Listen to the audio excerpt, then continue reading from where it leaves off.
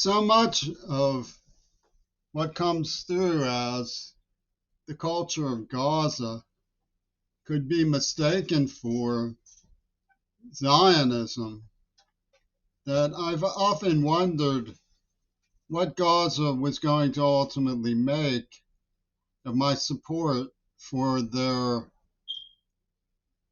victimization, my support for them as victims of Nosferatu.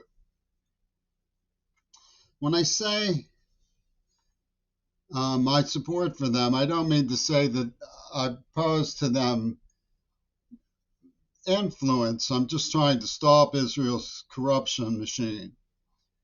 As an American who's been similarly abused by the Zionists, I've heard people say that that Jews are loyal to the state they live in, not to Israel.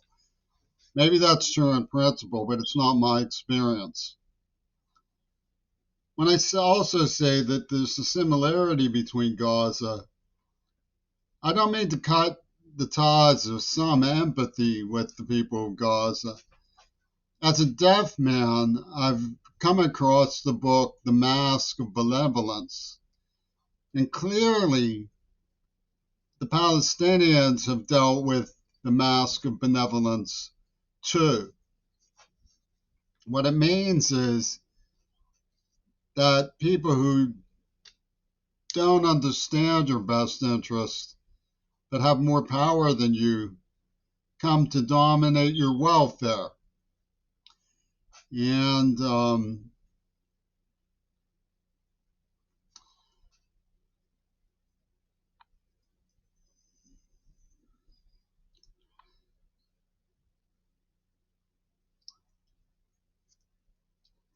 it can be like a broken record to try to disentangle yourself from that because they've ingratiated themselves in some ways by performing minor miracles for you.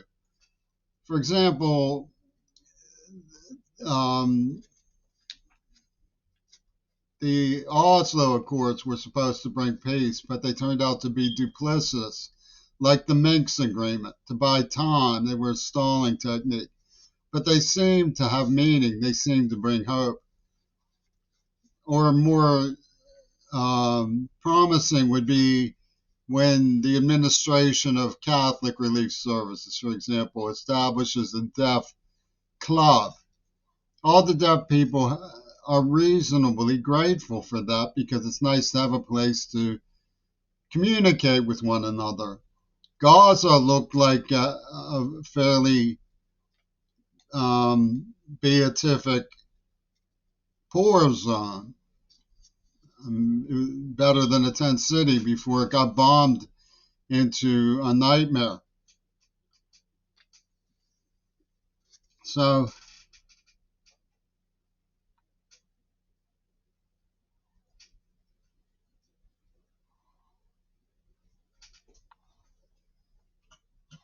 Parkinson's has made it very hard for me to read my handwriting, and I took notes on this talk because it's not particularly that I'm exhausted, but the ideas flow one to another. When it comes to people with hidden hands wearing the mask of benevolence, they expect you to have gratitude for them, despite the fact that when the mask comes off, as it obviously have in Gaza and towards me in Seattle, the mask came off quite some time ago. They demand gratitude, they demand tribute. So what we see is the parochial savage. What Palestinian intellectuals in the media, because we're actually talking in this tape at root about media and the munitions condition, munitions society, brought to the table the old wine of astonishment that Greg Carl considers the magical elixir of Disney and Houdini from the right-wing Zionists of Christianity. The parochial songs and beauty of the Levant, the faith and the love for Allah are all very important spiritualities to their poetry and appreciation of their sound and their sensibility. Not surprisingly, they're a conspiracy as well when misused by the munitions factory in media. It's what gives gangs like Al Qaeda, Bush, Storm and Norman, and Hamas that good old fashioned sense of being an Israeli backstab against the peace and brotherhood in the planet. If you think of Ralph Abernathy in Gaza and look at the situation that's growing more dramatic with the arrival of Toon in his second administration, you have an academic area of culture where culture involves field work. And that's the study of the supply and demand, the ebb and flow of migrant labor and so-called illegals whose homes are being subject to the witchcraft of the National Rifle Association's export of America's Second Amendment, which is where all these Bush trolls like ISIS come from. So they've stomped Muslim society. People who love Muslim society had hoped that they would establish the old-fashioned framework of a balance of power, because haters and biased observers were not about to consider the dignity of the Muslim world as a deterrence. In other words, because they are beautiful, fine, compassionate, caring, moral, consistent, loving, creative, prosaic, talented examples to follow, would inspire you to leave your hands off them as a belligerent. That's a hard sell when it comes to Nazism in the deep state. So, and they make things up, and they, of course, Israel set a terrible example in the 40s by inventing terrorism. I'm a victim of Israeli terrorism and slander. So when you look at these demented conditions, we have to find a way to turn back the clock on them. And people in our society who are young are all being watched by the VA, by the police. Police work isn't really all that much about arrest and prosecution. It's about control and the ancient organized crime of blackmail, the power of extortion. People are kept in white trafficking by those who see them get away with things and encourage them to think that they will get away with them when their names are actually going on a log and register for extortion and military reprisals, which the parochial savage considers karma. The worst case example of this is when Islam, Christianity, and Judaism teamed up in the AIDS attack and the script of the Texas school book. Many people say, don't compare Putin to Hitler. The Texas school book was written as a revenge attack by a new and improved idea of a final solution. It was based on Two Virgins Pussy Book, which was named by Lenin, who pulled a Houdini. Now, Lenin's Houdini is a war crime economy idea, and it's a takedown on the basis of misinformation. You claim it's misinformation to discuss it, when in fact the misinformation are those who deny it.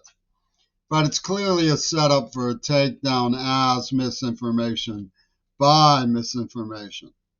So when you look at the history of the people who helped him, like Peter Sinfield, everything is relevant.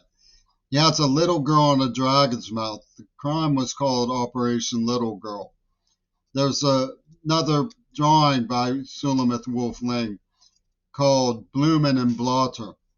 Well, the people who administered the Blotter nerve agent to me were the Blumenfelds. So they're clearly going pretty deep with the mindset of what both Ian Whitemaker and Peter Sinfield characterized as a rumble. And so the actual cheering sections in culture tend to advocate and cheer for people who are like them or familiars or representative of their ethnicity.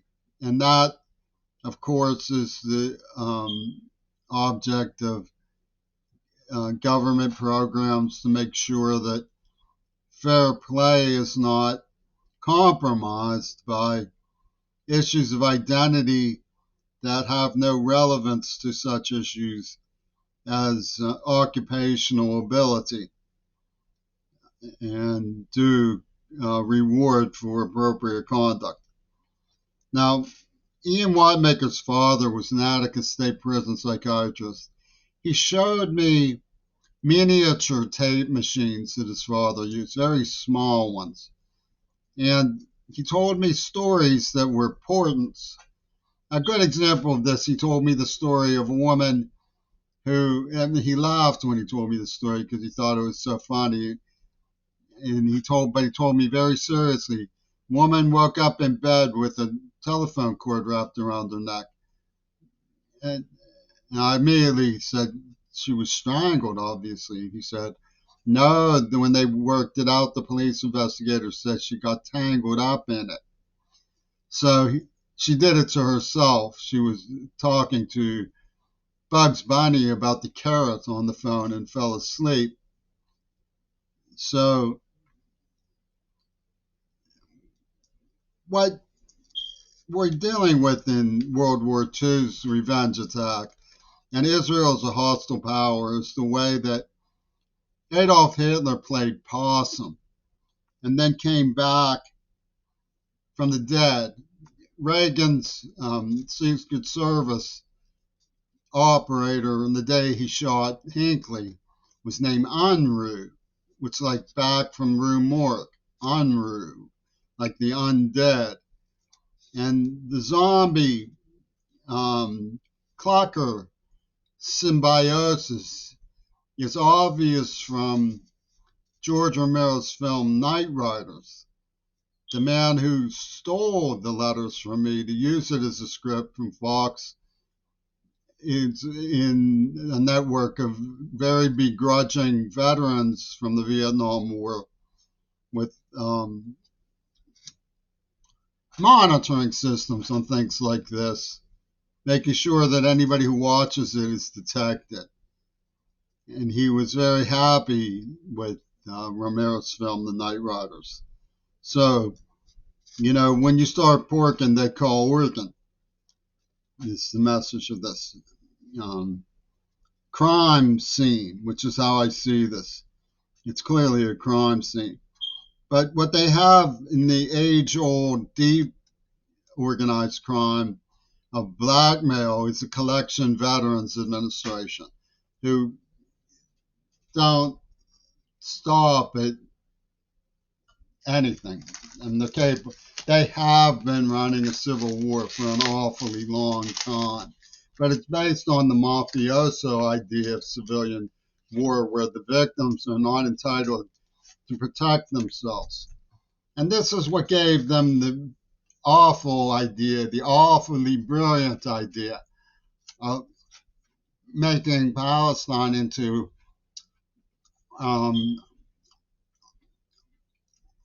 a genocide by encouraging and fomenting and stage directing a slave uprising by all appearances. Because if you look at the civil rights movement and its collision with human rights, Gaza has always played a preeminent role because civil rights movement has gotten a lot of power from the various urban crime partnerships that are considered normal, provincial norms between blacks and Jews. So when you have Abernathy marching for human rights, Ralph Abernathy marching for human rights, you can start dumping on the civil rights movement with irrational obligations to free the world. And it plays into the strategy of the oligarchy, the so-called anti-imperialists, who start pointing the finger at leaders of nonviolent movement for commonwealth and dignity in the United States of America as people who are oppressing areas of population trended poverty and sickness zones with high infant mortality rates, when that is not true. The anti-imperialists are among those who do not give credit where credit is due. I'll give you an example. The community college movement is about 50, 60 years old. It's as old as the Kennedy assassination. There's a reason. The movement was started by the Kennedy liberalism, and it was trapped into a dialectic by American Nazis in the deep state when it was an alternative to military service in the Vietnam War. Go to school or get drafted was your choice. But community college is where people are heard and issues are raised and addressed. And many people are concerned about the Rohingya, the boat people of Vietnam, and they work hard to understand poverty, the meaning of proper, appropriate development and sustainable development goals. The anti-imperialists don't want any of that because it brings credibility to liberalism, not as a neoliberalist enterprise of billionaires on the take, making geopolitical moves that lead to the extermination of the poor. It means that Abernathy, although he had his hands full, was always willing to talk about the world's identity crisis when it came to alleviating an absence of fair play in ecology and industry. Ecology and industry are topics of study in which some of the brilliant and most wise of the Chinese are developing something called belts and roads, which we should be grateful for. It's a brilliant idea. And you can turn to an American statesman, Jeffrey Sachs, of the United Nations Sustainable Development Goals, if you want to know more about that. But what we have is a situation where people do not want to understand American society because American society has given itself such a terrible reputation through the deep state. And Americans' deep state society has worked on the end of history by pulling Lenin's Houdini. History would be restored when we admitted that Lenin pulled a Houdini. So we're living in the end of history in the sense that we don't recognize Alfred Hitchcock's relationship with Walt Disney, Walt Disney's relationship with Sergei Eisenstein, D.W. Griffith's relationship with Mussolini through the counterfeiters of Fayoum, and what it pretended for this operation that I found in Hitler-Reagan semiotics.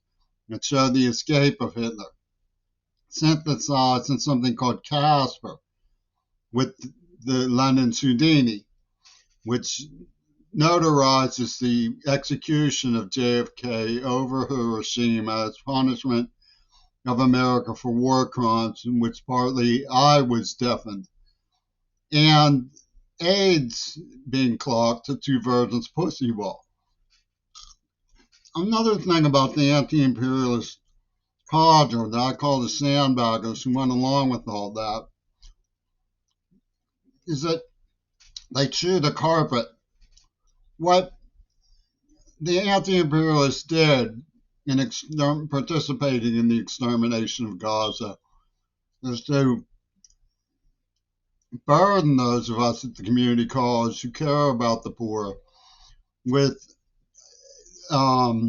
parochial obligations from the beyond, so that they can nab education as a spiritual ultimatum. And they chew the carpet. They throw themselves to the floor and rip her. Any floor covering they can get their jaws on at the thought of paying somebody for their hard work and their injuries. This drives them insane. Michael Reagan starts chewing at his own backside, demanding his favorite scene some more, which was a tawdry sexual abuse of a little boy. He must see it some more. He can't stand the thought of paying somebody for their hard work and injuries. It drives him wild. He must have his favorite scene some more. It's worse than Molery Cheese or Kill Clouseau. It's the most shocking, dishonest, and humiliating spectacle in the history of human politics. Michael Reagan must have his favorite scene some more.